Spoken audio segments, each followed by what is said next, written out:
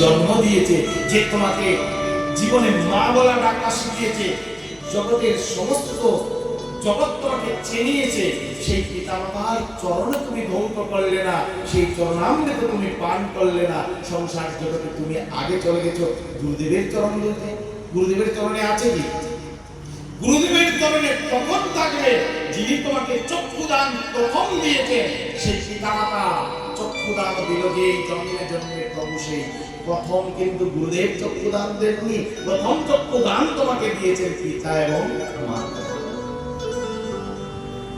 পিতা গুরু মাতা গুরু ভজিলে কো পাই, তা অনেক অধিক গুরু। পিতা গুরু মাতা গুরু, গুরু জ্যেষ্ঠ ভাই, তা অনেক অধিক গুরু ভজিলে কো পাই।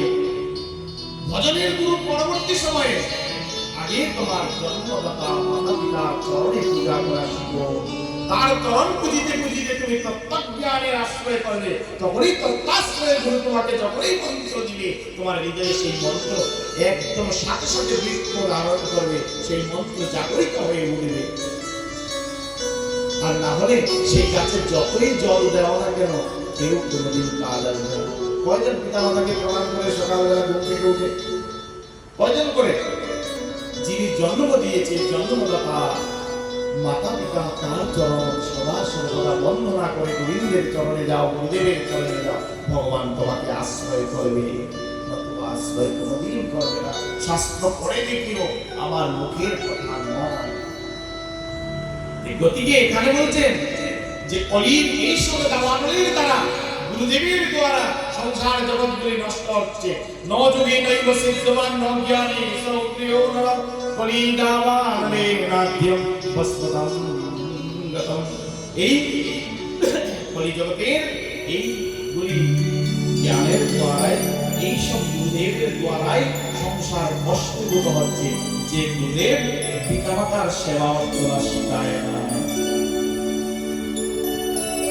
সকাল গুরুদেব যদি প্রশ্ন করতেন, বাবা তুই যে আমার চরণ ধুয়ে দিয়েছিস, মা বাবার চরণ ধুয়েছিস, তাহলে তালে তালে দেখতাম, আগে ওখানে শিখতো, তারপরে আসতো। কিন্তু এমন গুরু নেই।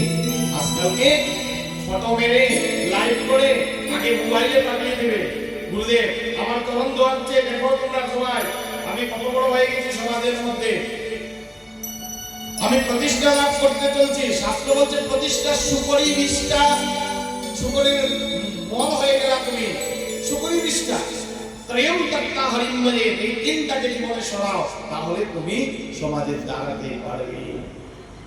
তা আমরা হয়ে গেলাম তেমন ধরনের গুরু।